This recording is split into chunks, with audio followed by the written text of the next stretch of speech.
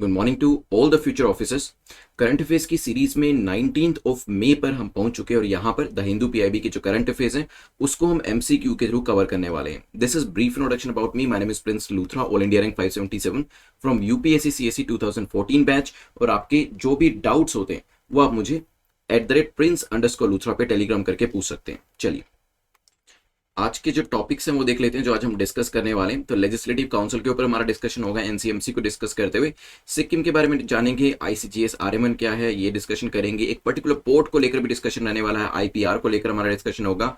Then हम मलेरकोटला के बारे में भी यहाँ पर जाने की कोशिश करेंगे, कहाँ पर इसको लेकर आया जा रहा है। कोविड ट्रीटमेंट नॉर्म्स के बारे में डिस्कस करते हुए हम थ्रोम्बो एम्बोलिज्म के बारे में डिस्कशन करेंगे। और फाइनली फारजाद बी गैस फील्ड जो है इसके ऊपर भी एक क्वेश्चन हमारा डिस्कशन हम यहाँ पर करेंगे, एक एमसीक्यू को यहाँ पर लेकर आएंगे।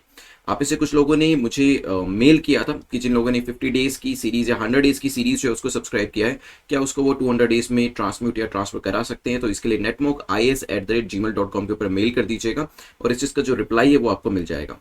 चलिए जल्दी से यहाँ पर अपने टारगेट को सेट करें, कितना टारगेट आप सेट करके चलेंगे। Now that is quite important. जल्दी से बताएं, 6 मार्क्स जो है वो यहाँ पर कट ऑफ के लिए रखा गया है और यहाँ पर कोशिश करिएगा 6 या 6 से ज्यादा स्कोर करने की। बाकी तो यहाँ पर इंप्रूवमेंट के लिए हमेशा ये जो एमसीक्यूज है वो किए जाते हैं। जल्दी से अपने टारगेट को बताएं कितना आप यहाँ पे स्कोर सेट करके चल रहे हैं। चलिए चलते हैं आज के पहले क्वेश्चन के ऊपर। The first question is about 3 statement जो आपको यहां पर दिया है और आपसे सिंपली पूछा है कि बताइए करेक्ट स्टेटमेंट आपकी कौन सी है। 3 स्टेटमेंट देकर पहली स्टेटमेंट कहती है West Bengal had an upper house till 1969। West Bengal का अपर हाउस एग्जिस्ट करता था, मतलब लेजिस्लेटिव काउंसिल यहां पर एग्जिस्ट करती थी 69 तक। ठीक है, हो सकता है द स्टेट लेजिस्लेटिव असेंबली उसके पास राइट होता है कि वो अपर हाउस को एबोलिश कर सकती है, ये भी पॉसिबल है।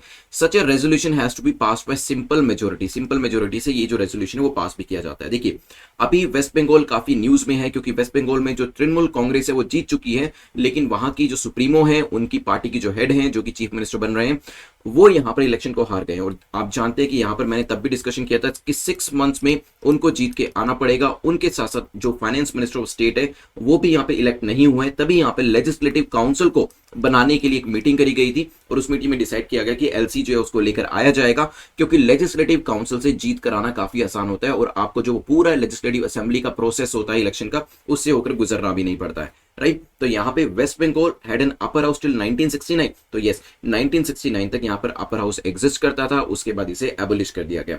इट इज द पार्लियामेंट, ये पार्लियामेंट के पास ये पावर होती है which can abolish the upper house of the state legislature if the legislative assembly of that state passes a resolution to that effect. ठीक है, तो स्पेशल मेजोरिटी से अगर लेजिस्लेटिव असेंबली ने क्या किया, लेजिस्लेटिव असेंबली ने एक रेजोल्यूशन पास किया, तो आगे जो ये एबोलिशन का काम होता है मोर स्पेसिफिकली जो है वो पार्लियामेंट के पास होता है। ध्यान रखिएगा स्पेशल मेजोरिटी में क्या होगा, 50% of total membership plus 2/3 of the members present and voting. लिख देता हूं मैं, स्पेशल मेजोरिटी से इसे एबोलिश किया जाता है, जिसके अंदर क्या चाहिए होता है 50% of total membership plus 2/3 of member present and voting.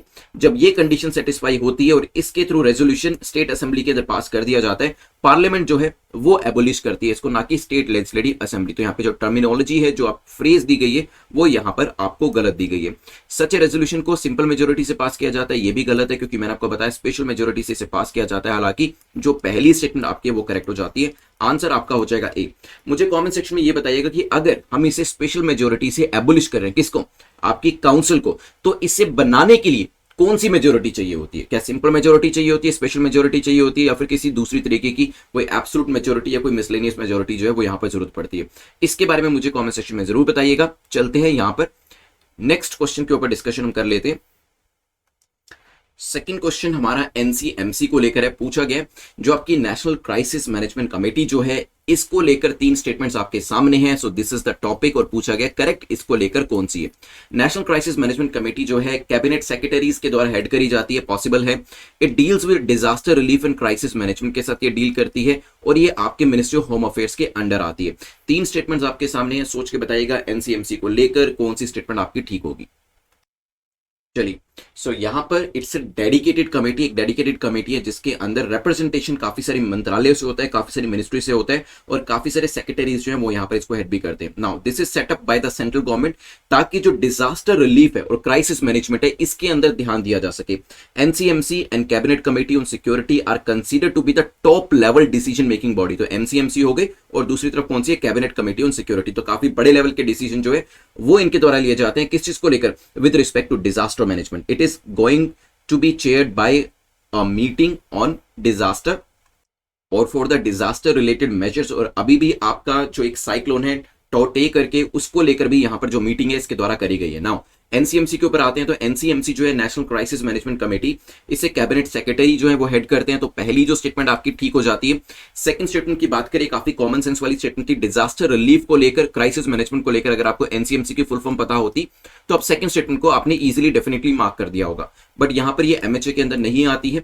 कौन से मंत्रालय में आती है ये मुझे आप कमेंट सेक्शन में जरूर आंसर करिएगा। यहां पर आंसर आपका ए हो जाएगा। एनसीएमसी के बारे में ध्यान रखिएगा, टोटे साइक्लोन को लेकर अभी न्यूज में है और कैबिनेट सेक्रेटरी के द्वारा हेड करी जाती है। और यहां पर जो कैबिनेट कमेटी ऑन सिक्योरिटी है और एनसीएमसी, इनको काफी इंपॉर्टेंट बॉडीज, काफी इंपॉर्टेंट यहां पर कमेटी माना जाता है, जो कि हाई लेवल डिसीजन लेने के लिए जानी जाती है। चलिए, तो यहां पे एनसीएमसी से आगे बढ़ते हुए चलते हैं क्वेश्चन नंबर 3 के बारे में, जो कि सिक्किम को लेकर है। सिक्किम को लेकर दो स्टेटमेंट दी और आपसे पूछा है कि बताइए कौन सी स्टेटमेंट सिक्किम के बारे में यहां पर सही हो जाती है। पहली स्टेटमेंट कहती है Sikkim became the 22nd state of the country, 22वां स्टेट है ये कंट्री का। It gained its statehood in 16 May 1975। बताइए क्या 16 मई 1975 को इसको स्टेटहुड मिली? सोचिएगा इसके बारे में, फिर करते हैं डिस्कशन। चलिए डिस्कशन करते हैं। तो अभी हमारे जो प्राइम मिनिस्टर हैं उन्होंने सिक्किम के लोगों को यहाँ पर बधाई दी थी उनके स्टेटहुड डे पे, और अभी 2 दिन पहले की ये चीज थी और न्यूज में काफी बार ये अपीयर हो रही थी। सो यहाँ पर जो स्टेटहुड दी गई है 16 मई 1975 को दी गई थी। तो पहली जो स्टेटमेंट आपकी है वो करेक्ट हो जाती है। साथ ही साथ इसकी वजह से जो सिक्किम है वो 22nd स्टेट जो है वो यहाँ पर बन गया था। मोनार्की को यहाँ पर एबोलिश कर दिया गया था इसके साथ ही, और यहां पे जो अमेंडमेंट लाई गई थी कॉन्स्टिट्यूशन के अंदर वो 36th अमेंडमेंट 1975 के थ्रू यहां पर इंटीग्रेट किया गया था। ठीक है, तो यहां पे ध्यान रखिएगा जो सिक्किम है मई 16 1975 के बारे में भी ध्यान रखिएगा। और इसके अलावा सिक्किम को लेकर एक और चीज भी जानी जाती है, याद आ रहा है, ऑर्गेनिक से रिलेटेड कुछ है, तो वो मुझे कॉमेंट सेक्शन में बताइएगा कि सिक्किम और ऑर्गेनिक जो फार्मिंग होती है उसका क्या रिलेशन है। चलते हैं नेक्स्ट क्वेश्चन के ऊपर, और यहाँ पे लोकेशन ऊपर चाइना से बॉर्डर टच करता है, नेपाल से बॉर्डर टच करता है, और ईस्ट साइड में जो तिब्बत है उससे बॉर्डर टच करता है, एंड देन ये West Bengal state of India का बॉर्डर नीचे से टच कर रहा है। चलते हैं नेक्स्ट आईसीजीएस आरएमएन के बारे में डिस्कशन करते हैं। आईसीजीएस आरएमएन को अभी रिसेंटली न्यूज में देखा गया था। ये क्या है? कोई नेवल वॉरशिप है, सरफेस टू एयर मिसाइल है, पेट्रोलिंग वेसल है, या फिर नन ऑफ द अबव? बताइए इसके बारे में। रिसेंटली काफी न्यूज में था, बताऊंगा इसके बारे में क्या क्या चीजें इंपॉर्टेंट है हमारे यहाँ पर। चलिए, तो recently coast guard rescue 12 fisherman जो कि स्ट्रैंड हो गए थे on board vessel since Saturday. तो यहाँ पे वेदर जो है वो काफी चेंज हो रहा था, और ऑफ द कोची कोस्ट आप जानते हैं वैसे भी जो साइक्लोन टोटे है वहां पर अभी उसका इंपैक्ट भी देखने को मिल रहा है। इसी वजह से ये जो फिशरमैन है जो फंस गए थे, इनकी जान जो है वो इंडियन कोस्ट गार्ड आरएमएन के द्वारा जो है वो बचाई गई है। The CG had used its vessel ICGS RMN for this purpose. It was inducted into the coast guard in the year 2016 में ये इंडक्ट किया गया था। It's a fast patrol vessel, और इसकी जो यहाँ पर स्पीड भी है 130 kmph के आसपास है। साथ ही साथ मैं आपको ये भी बताना चाहूंगा, क्योंकि देखिए ये आईसीजीएस को 2016 में इंडक्ट किया गया था, और अभी 2021 में न्यूज में क्यों है? क्योंकि यहाँ पे फिशरमैन की जान बचाई गई है इसके द्वारा। नाउ देखिए, जब आईसीजीएस पे क्वेश्चन आएगा तो फिर ये चीज हो सकती है कि हम लोगों को ये लगे कि देखिए यूपीएससी 5 साल पुराना क्वेश्चन पूछ रही है। तो अभी मैंने आपको बताया कि यूपीएससी 5 साल पुराना क्वेश्चन नहीं पूछ रही है, वो चीज कहीं ना कहीं रिसेंटली आपके करंट अफेयर्स में अपीयर हुई, इस वजह से क्वेश्चन जो है आपसे पूछा जा रहा है। यूजुअली जो है 1 ईयर के करंट अफेयर्स ही पूछे जाते हैं, लेकिन उस 1 ईयर में अगर कोई ऐसी चीज जो कि 2 साल पहले, 3 साल पहले, 5 साल पहले भी या 10 साल पहले भी न्यूज में थी और वो दोबारा से रीअपियर होती है, तो वो भी चीज पूछी जा सकती है। तो ध्यान रखिएगा इसके बारे में। यहां पर आंसर क्या हो जाएगा? पेट्रोलिंग वेसल है। चलते हैं नेक्स्ट क्वेश्चन के ऊपर। तो यहां पर आरएमएन से आगे बढ़ते हुए क्वेश्चन नंबर 5 को देख लेते हैं, जो पर्टिकुलर पोर्ट को लेकर है, और पूछा गया है यहां पर होदैदा पोर्ट के बारे में, जिसको रिसेंटली न्यूज में देखा गया। ये कहां पर लोकेट करती है? क्या ये यमन में है, इजराइल में है, पैलेस्टाइन में है, या फिर ईरान के अंदर है? जल्दी से सोचे इसके आंसर के बारे में, फिर करते हैं डिस्कशन इसको लेकर। चलिए देखिए, वैसे इजराइल पैलेस्टाइन हो सकता है आपको लग रहा हो, क्योंकि यहां पर भी अभी कॉन्फ्लिक्ट काफी ज्यादा चल रहा है, लेकिन अगर आप यमन में देखेंगे, यमन में भी सिचुएशन उतनी कुछ खास नहीं है, क्योंकि हूती रेबल्स एक तरफ है यहाँ पर और दूसरी तरफ गवर्नमेंट है, और दोनों के बीच में लड़ाई चल रही है, सिविल वॉर लाइक सिचुएशन यहाँ पर क्रिएट हो चुकी है।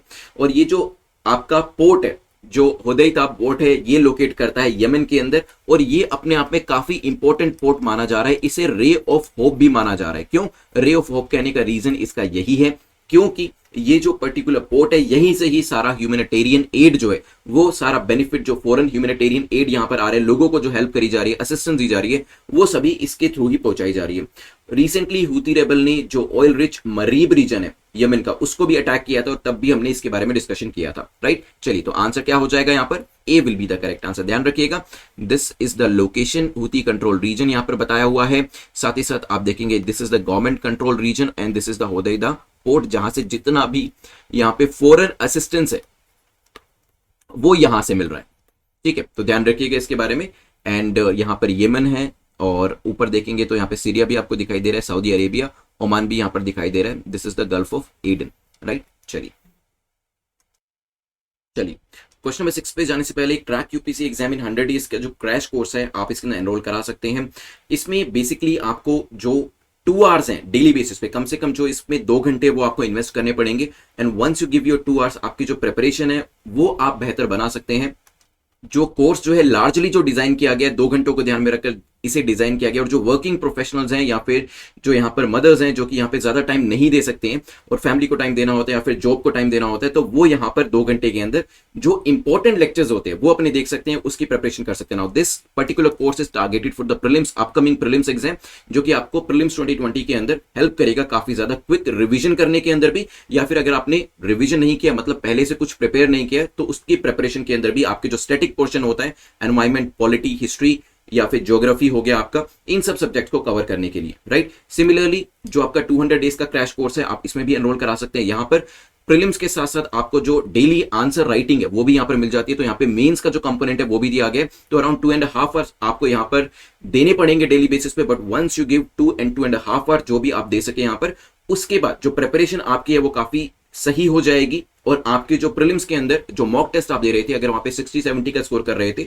तो वहां पे 30 to 40 मार्क्स का जो इंप्रूवमेंट है वो देख सकते हैं डेली बेसिस पे, अगर आप यहां पर अपने टाइम को देते हैं। तो डेली बेसिस पे अगर टाइम को यहां पर देते रहेंगे और तैयारी करते रहते हैं, जो यहां पर लेक्चर्स आपके लिए बनाए गए हैं उसको देखते हैं, जो यहां पे आपको असाइनमेंट्स दिए हैं, एमसीक्यूज के असाइनमेंट वीकली बेसिस पे जो मॉक टेस्ट दिए, उसके बाद जो प्रिपरेशन है उसके अंदर एक एज जो है वो आपको मिल जाएगी कंपेयर टू योर कंपेटिटर्स। चलिए चलते हैं यहां से आगे बढ़ते हुए क्वेश्चन नंबर 6 के बारे में जान लेते हैं, जो कि आईपीआर गाइडलाइंस को लेकर है। पूछा गया what are the possible consequences of relaxing the IPR guidelines of goods and service.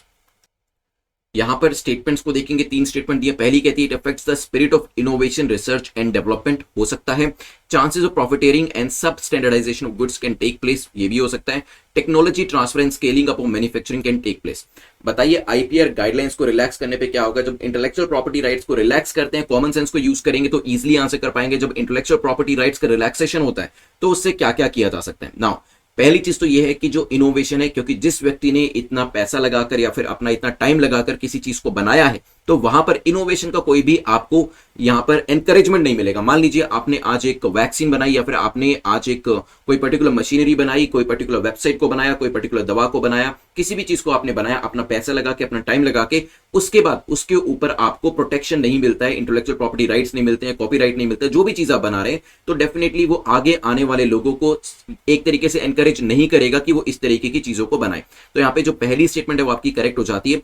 Second की बात करें तो प्रॉफिटेरिंग के चांसेस बढ़ जाते हैं, स्टैंडर्डाइजेशन के चांसेस भी बढ़ जाते हैं, सब स्टैंडर्डाइजेशन के, क्योंकि जो यहां पर लोग होंगे जो यहां पे देखेंगे कि रिलैक्सेशन किया हुआ है, तो वो भी इस चीज को बना सकते हैं। तो हो सकता है डुप्लीकेट प्रोडक्ट, सब स्टैंडर्ड प्रोडक्ट जो है मार्केट में आने लगे और यहां पर उनसे यहां पर प्रॉफिट कमाने की कोशिश करी जा सके। तो यहां पे सेकंड स्टेटमेंट भी आपकी ठीक हो जाती है। At the same time technology transfer, scaling up of the manufacturing, ये एक बेनिफिट है जो हो सकता है, खासतौर पे वैक्सीन को लेकर अभी बात करी जा रही है इसके लिए, क्योंकि जब यहाँ पे आईपीआर गाइडलाइन स्ट्रिक्ट नहीं करे जाएंगे, रिलैक्स किए जाएंगे, काफी नए प्लेयर्स आ जाएंगे और वो भी इस वैक्सीन को मैन्युफैक्चर करना शुरू कर देंगे। ठीक है, तो ध्यान रखिएगा। कोवैक्सीन को लेकर भी इसमें बात हो रही थी, इंडिया और जो साउथ अफ्रीका है वो भी अपने अपने पॉइंट ऑफ व्यूज इसके अंदर रख रहे थे, और ट्रिप्स के अंदर वेवर के लिए भी काफी सारी कंट्रीज डिमांड कर रही थी। तो तीनों स्टेटमेंट्स ठीक होने की वजह से आंसर क्या हो जाएगा आपका?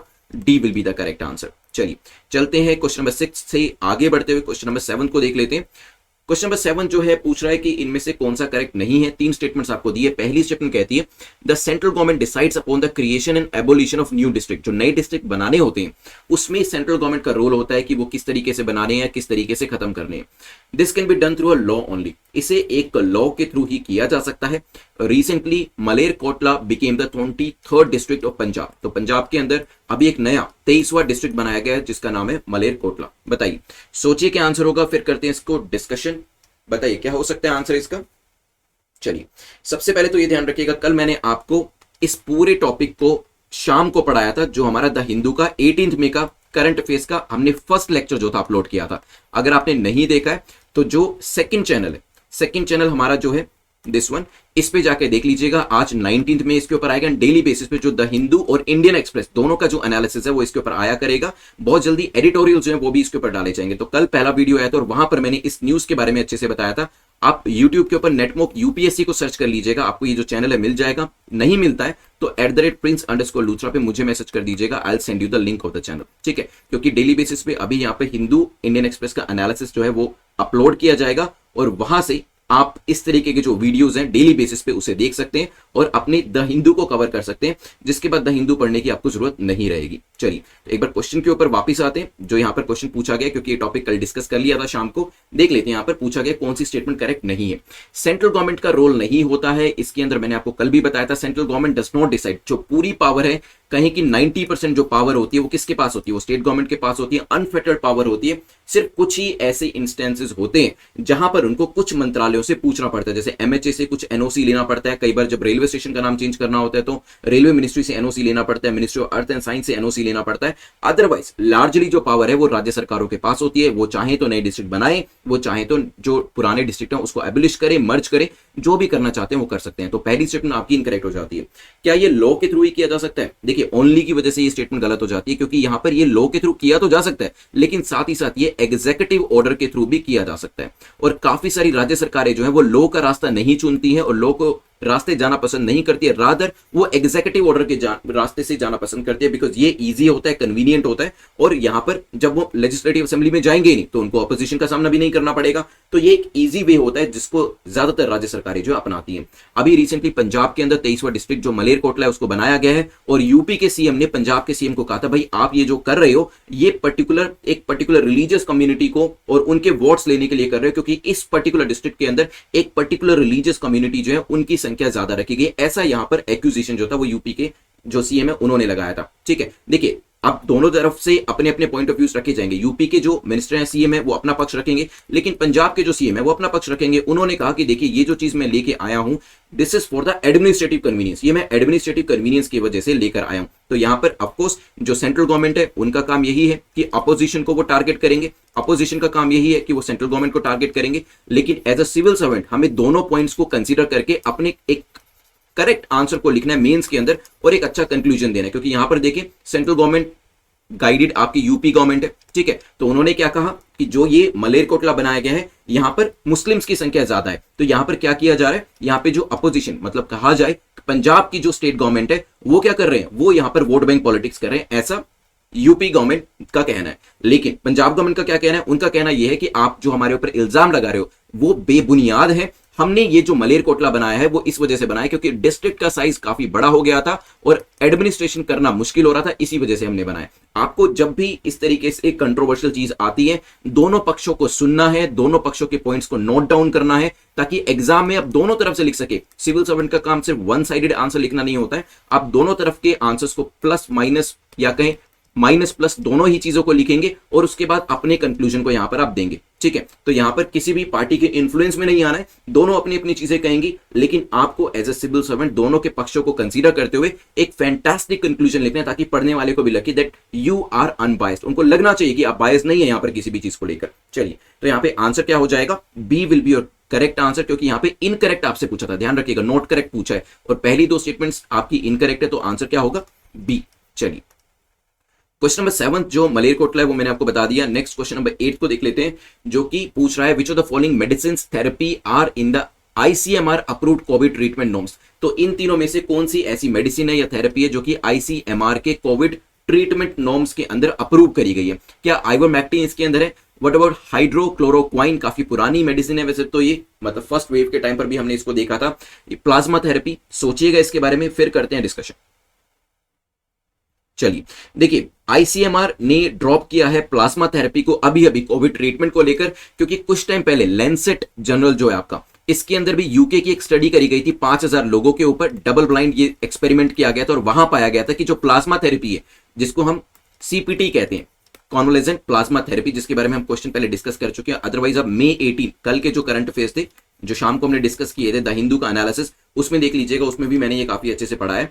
तो सीपीटी जो है, इसके रिजल्ट्स कुछ खास नहीं आए, और यही चीज जब आईसीएमआर ने 400 लोगों के ऊपर एक्सपेरिमेंट किया, उन्होंने भी यही पाया कि जो रिजल्ट है वो इतने ज्यादा सिग्निफिकेंट नहीं है, इसी वजह से इसे ड्रॉप कर दिया गया है। लेकिन आइवरमेक्टिन जो है और हाइड्रोक्लोरोक्वाइन जो है, जिसको कि WHO आइवरमेक्टिन को मना करता है कि ये आपको नहीं देनी चाहिए, हाउएवर यहां पर जो रिजल्ट्स हमने देखे पेशेंट्स के अंदर, कोविड पेशेंट्स के अंदर देखा गया कि आइवरमेक्टिन का पॉजिटिव रिजल्ट हमें देखने को मिल रहा है। तो यहां पर अभी जो है पहली दो जो आपकी मेडिसिन है इनको रखा गया है, तीसरी जो आपकी थेरेपी है इसको रिसेंटली आईसीएमआर ने ड्रॉप किया है कोविड ट्रीटमेंट नॉर्म्स के अंदर से, ठीक है। The national task force of the ICMR along with experts from the health ministry, वो periodically अपडेट करते रहते हैं गाइडलाइंस को और रिकमेंडेशन को, ताकि जो डॉक्टर्स हैं वो उस हिसाब से डिसीजन ले सके। Registered doctors anywhere however not bound by the task force recommendation, तो देखिए वो बाउंड नहीं है, डॉक्टर्स चाहे तो अभी भी प्लाज्मा थेरेपी को सजेस्ट कर सकते हैं, लेकिन इसके अंतर्गत डेफिनेटली उनको कुछ नॉलेज तो मिलती है कि इसके ऊपर रिसर्च स्टडी करी गई और कुछ ज्यादा यहां पर निकल के नहीं आ रहा है। रजिस्टर्ड डॉक्टर्स के लिए बाउंड नहीं है इस चीज को फॉलो करना, nevertheless they still agree to it, ठीक है। Under the ivermectin and hydrochloroquine are still accepted as the mode of treatment, but for the mild infection, ivermectin और hydrochloroquine को mild infection के केस में यूज किया जाता है। तो आंसर क्या हो जाएगा आपका? A will be the correct answer, ठीक है। चलिए क्वेश्चन नंबर 8 के बारे में डिस्कशन हमारा हुआ, चलते हैं क्वेश्चन नंबर 9 के बारे में, जो कि थ्रोम्बो एम्बोलिज्म के बारे में पूछा गया। थ्रोम्बो एम्बोलिज्म अभी रिसेंटली न्यूज में काफी ज्यादा आ रहा है। देखिए इस बार क्वेश्चन हो सकता है आपके बायोलॉजी सेक्शन से भी काफी ज्यादा है, क्योंकि आप जानते हैं यहाँ पे कोविड को लेकर पिछले 2 सालों से ये हम देखते आ रहे हैं, काफी सारी ट्रीटमेंट्स हैं, काफी सारी मेडिसिन हैं और काफी सारे बॉडीली इंपैक्ट्स भी इसके अंदर हमें देखने को मिल रहे हैं। तो थ्रोम्बो एम्बोलिज्म क्या है? क्या ब्लड वेसल का क्लॉट होना है इसको कहा जाता है? क्या ये किसी तरीके का फंगल इन्फेक्शन है जो कि कोविड पेशेंट्स में देखा जा रहा है, जैसे कि कुछ दिन पहले हमने ब्लैक फंगस को डिस्कस किया था? अ काइंड ऑफ मेटाबॉलिज्म है या फिर नन ऑफ द अब? बताइए। चलिए देखिए, कुछ क्लॉटिंग इवेंट्स जो हैं वो देखे जा रहे हैं कोविशील्ड के लगने के बाद, और यहां पर इसको लेकर न्यूज भी आ रही थी, however the present reported cases ratio is quite low. लेकिन ये भी हमने बताया था कि यहां पर बहुत सारे केसेस के पीछे कोई एक आधा केस निकलता है जहां पे आपको इस तरीके के एडवर्स इंसिडेंसेस जो है वो देखने को मिलते हैं। तो काफी सारे लोगों को जो कोविशील्ड का जो वैक्सीन लगाया गया उसके बाद ऐसा देखा गया कि ब्लड क्लॉटिंग या कहें थ्रोम्बो एम्बोलिज्म जैसी सिचुएशन उनके लिए क्रिएट होगी। तो आंसर तो आपका ए हो जाएगा, लेकिन इस चीज से वैक्सीन को लेकर डरने की जरूरत नहीं है, क्योंकि काफी सारे केसेस के पीछे सिर्फ एक आधा केस होता है जिसमें इस तरीके के सिम्टम्स देखे जाते हैं। बाकी सारे केसेस में तो जो वैक्सीन है वो आपको हेल्प ही करने वाली है, so do not worry about it, ठीक है। सिम्टम्स की बात करें, जब थ्रोम्बो एम्बोलिज्म होता है उसके अंदर स्ट्रोक, स्वेलिंग या फिर काफी ज्यादा पेन हो सकता है, कार्डियक अरेस्ट हो सकता है, ये सब सिम्टम्स जो वो देखने को मिल रहे हैं, राइट। तो आंसर क्या हो जाएगा आपका? A will be the correct answer. चलिए तो यहां पर थ्रोम्बो एम्बोलिज्म हमने देख लिया, ब्लड क्लॉटिंग जो हो जाती है वेन्स के अंदर। आज के लास्ट क्वेश्चन पे चलते हैं, जो कि पूछ रहा है कंसीडर द फॉलोइंग स्टेटमेंट्स, और आपको बताना है स्टेटमेंट्स को लेके कौन सी स्टेटमेंट यहां पर सही नहीं है। Farzad B is a natural gas field situated in the Red Sea. Farzad B gas field जो है वो रेड सी के अंदर लोकेट करता है, ये सऊदी अरेबिया के कंट्रोल में है। और यहाँ पर अभी एक जो ऑयल गैस है या कहें कि यहाँ पे जो ऑयल गैस फील्ड है उसको यहाँ पर देखा गया, डिस्कवर किया गया ONGC विदेश लिमिटेड, जिसको कि OVL भी कहा जाता है, उसके द्वारा। बताइए क्या आंसर होगा इसके अंदर? सोचिए बिल्कुल ध्यान से, फिर करते हैं डिस्कशन इसको लेकर। चलिए देखिए, अगर आप देखेंगे ईरान के साथ हमारे रिलेशन अब उतने ज्यादा अच्छे नहीं है जैसे कि कुछ साल पहले देखा जाता था, और इसी वजह से जो डिसीजन है वो भी ईरान अपने ही तरीके से ले रहा है। एक यहाँ पे OVL कुछ गैस फील्ड के अंदर एक्सप्लोरेशन कर रहा था और इसे ONGC के द्वारा ही ढूंढा गया था, उसको अब ईरान ने खत्म कर दिया। ईरान ने कहा है कि जो फारजात बी गैस फील्ड है उसको हम खुद ही बनाएंगे। कुछ टाइम पहले भी मैंने आपको न्यूज बताई थी जहां पर इंडिया जो था वो हेल्प करने वाला था ईरान को, लेकिन यूएस सैंक्शंस की वजह से वो ज्यादा हेल्प नहीं कर पा रहे, और ईरान भी इस चीज को समझ चुका है। इसी वजह से हमारे जो कॉन्ट्रैक्ट्स है, क्योंकि ये जो गैस फील्ड है ये 2008 में डिस्कवर किया गया था ONGC के द्वारा और नेगोशिएशन इसके ऊपर चल रही थी, लेकिन अब यहां पर जब ईरान को लग रहा है कि इंडिया जो है यूएस की साइड हो रहा है और यूएस की बात मान रहा है, तो उन्होंने भी कॉन्ट्रैक्ट्स हमारे कैंसिल करने शुरू कर दिए। बट यस, तीसरी स्टेटमेंट हमारी यहाँ पर ठीक हो जाती है, it was discovered by ONGC विदेश लिमिटेड के द्वारा इसे डिस्कवर किया गया था। फारजात बी एक नेचुरल गैस फील्ड है जो कि रेड सी में नहीं, ये पर्शियन गल्फ में लोकेट करता है और ये किसके कंट्रोल में, ईरान के कंट्रोल में। अभी ईरान जो है खुद ही यहाँ पे एक्सप्लोरेशन करेगा और ऑयल एंड गैस को यहाँ पे एक्सट्रैक्ट करना शुरू करेगा। ठीक है, चलिए ध्यान रखिएगा इसके बारे में। आंसर क्या हो जाएगा आपका, A will be the correct answer, क्योंकि आपको इनकरेक्ट बताना था, नॉट करेक्ट स्टेटमेंट्स यहां पर बतानी थी। चलिए 10 क्वेश्चन हमारे कंप्लीट होते हैं। Please to like the video. Revise करने से पहले मैं आपको ये बताऊंगा कि 500 लाइक्स के ऊपर जो आपकी पीडीएफ है for the month of April, वो यहां पर आपका जो ग्रुप है उसके अंदर शेयर करी जाएगी, जो आपका टेलीग्राम ग्रुप है जिसको आप ज्वाइन कर सकते हैं, उसका लिंक भी नीचे डिस्क्रिप्शन में दिया गया। चलिए यहां पर जल्दी से एक्टिव रिवीजन करते हैं और एक्टिव रिवीजन के अंदर आप ही लोग जो है आंसर करेंगे। मैं आपसे क्वेश्चन यहां पर पूछने वाला हूं सो दैट आपकी रिवीजन जो है, फर्स्ट रिवीजन वो यही साथ के साथ हो जाए। देखिए ये स्ट्रैटेजी हम यहां फॉलो करते हैं, लेकिन मैं आपको ये रिक्वेस्ट करूंगा the very same strategy you should follow while you are reading the books. और यहां पर कोई भी चीज आप यहां पर कर रहे होते हैं तो इमीडिएटली जैसे ही मान लीजिए आपने एक चैप्टर कंप्लीट किया, उसके इमीडिएटली बाद 2 से 3 या 5 मिनट उसको जरूर दीजिएगा और पूरे चैप्टर को आप रिवाइज जरूर करिएगा, क्योंकि फर्स्ट रिवीजन जब साथ के साथ हो जाती है तो चीज लंबे समय तक के लिए आपको याद रहती है। जल्दी से मुझे बताएं कि यहाँ पे वेस्ट बंगाल के पास क्या पहले अपर हाउस एग्जिस्ट करता था या नहीं करता था, क्योंकि अभी बात हो रही है कि यहाँ पर अपर हाउस को बनाया जाएगा। एट द सेम टाइम यहाँ पर जो रोल रहता है अपर हाउस को खत्म करने का, वो किसका रहता है, पार्लियामेंट का रोल रहता है एबोलिश करने के लिए। लेकिन on the back of it state legislature का भी रोल रहता है, जहां पे स्पेशल मेजोरिटी से यहां पर रेजोल्यूशन को लाया जाता है। स्पेशल मेजोरिटी भी मैंने आपको बता दिया था किस तरीके से लाई जाती है, और पहले वेस्ट बंगाल में एग्जिस्ट करता था, अभी दोबारा लाने की बात करी जा रही है, ताकि कुछ लोग जो असेंबली से नहीं आना चाहते हैं उनके लिए एक ऑल्टरनेटिव रूट जो है वो अवेलेबल कराया जाए। चलिए एनसीएमसी के बारे में डिस्कशन किया था, मुझे एक चीज तो बताने वाले कि कौन से मंत्रालय के अंतर्गत आता है, because when you will search it, when you will find it, you will figure out a very interesting thing कि ये कौन से मंत्रालय के अंतर्गत आता है। It deals with disaster relief, बिल्कुल ठीक है, और जो कैबिनेट सेक्रेटरी है वो इसको हेड करते हैं, ये भी ध्यान रखिएगा। एनसीएमसी के साथ साथ कैबिनेट कमेटी ऑन सिक्योरिटी काफी इंपॉर्टेंट डिसीजन जो है वो लेते हैं with respect to disaster management. चलिए then we discuss about Sikkim. Sikkim को लेकर प्राइम मिनिस्टर ने यहां पर जो सिक्किम के लोग हैं उनको उनके स्टेट टू डे जो कि 16 मई 1975 को हुआ था और हर साल 16 मई को सेलिब्रेट किया जाता है, काफी ज्यादा बधाइयां जो है वो दी है। Sikkim became the 22nd state of the country, ये चीज भी ध्यान रखिएगा। और मैंने यहाँ पे आपको अमेंडमेंट जो थी वो भी बता दिया था, 36th अमेंडमेंट। लेकिन ऑर्गेनिक खेती से सिक्किम का क्या लेना देना है वो बताइएगा। 1975 के अंदर यहाँ पर मोनार्की को खत्म करके स्टेटहुड दी गई थी इसको। चलिए बॉर्डर किससे टच करता है, चाइना से करता है, तिब्बत से करता है, नेपाल से करता है और नीचे वेस्ट बंगाल से करता है। आईसीजीएस आरएमएन न्यूज में था, क्या है ये, एक पेट्रोलिंग वेसल है जिसने काफी सारे फिशरमैन की जान बचाई है, क्योंकि कोची के अंदर अभी हालात जो थे वो बिगड़ गए थे। देन क्वेश्चन नंबर 5 के अंदर हमारा डिस्कशन हुआ होडाइडा पोर्ट के बारे में। तो ये जो पर्टिकुलर पोर्ट है कहां पर लोकेट करता है, यमन के अंदर, and this is the only place, only port जो है वो बचा है, ताकि यहाँ के लोगों को, यमन के लोगों को जो कि हूती लोगों ने परेशान करके रखा हुआ है, उनको यहाँ पर रिलीफ जो है वो दी जा सके। फॉरेन एड जो है वो इसी के थ्रू ही यहाँ पर कंट्री तक पहुंचाया जा रहा है।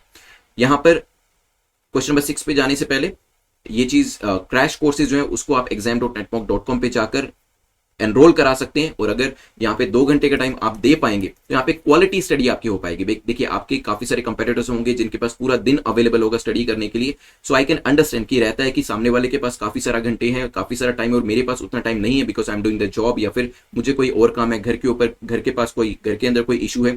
तो इस चीज को लेकर यहाँ पर मिनिमम पॉसिबल टाइम में जो क्वालिटी आपकी प्रिपरेशन है वो हो सकती है, लेकिन आपको भी यहाँ पे क्वालिटी टाइम अपना देना पड़ेगा। जब आप 2 घंटे देंगे यहाँ पर तो आपको मोबाइल स्विच ऑफ होना चाहिए, साइलेंट पे होना चाहिए, एंड फुल फोकस होकर आपको लेक्चर्स को देखना भी है और एमसीक्यूज को प्रैक्टिस भी करना है, ठीक है। और राइटिंग असाइनमेंट जो है वो अगर आप अभी से कर रहे हैं, क्योंकि अभी आपके पास टाइम है, तो राइटिंग असाइनमेंट भी बिल्कुल ध्यान से यहाँ पर आपको लिखने हैं, फोकस के साथ 2 से 2.5 घंटे का टाइम देंगे, देन एग्जाम आपका क्रैक हो जाएगा। चलिए क्वेश्चन नंबर 6 को देख लेते हैं। यहाँ पर आईपीआर गाइडलाइंस के बारे में डिस्कशन किया था, तो जल्दी से मुझे बताएं क्या क्या फायदे नुकसान होने वाले हैं इसको लेकर, बिकॉज प्रॉफिटेरिंग तो होगी, ठीक है, क्योंकि कुछ लोग जो है सब स्टैंडर्ड प्रोडक्ट बनाना शुरू करेंगे, अपनी अपनी वैक्सीन लाना शुरू करेंगे और यहाँ पर प्रॉफिट कमाने की कोशिश करेंगे यहाँ पर, लेकिन जो स्पिरिट ऑफ इनोवेशन है उसका मर्डर हो जाएगा। वो सबसे बड़ी प्रॉब्लम हमें देखने को मिल रही है, क्योंकि लोग इनोवेट करना छोड़ देंगे बिकॉज दे नो कि इनोवेशन करने के बाद जो है रिलैक्सेशन दे दिया जाएगा तो हमें इसका फायदा नहीं मिलेगा, और दूसरे लोग भी इनोवेशन नहीं करेंगे बिकॉज दे विल वेट कि भाई कोई और इनोवेशन करे और हम उसको कॉपी करके बनाना शुरू करें। टेक्नोलॉजी ट्रांसफर तो होगा, लेकिन मैन्युफैक्चरिंग जो वो भी इसके साथ साथ बढ़ जाएगी, जो कि एक पॉजिटिव पॉइंट वैक्सीन को लेकर देखा जा रहा है, क्योंकि अभी वैक्सीन की काफी ज्यादा जरूरत भी है।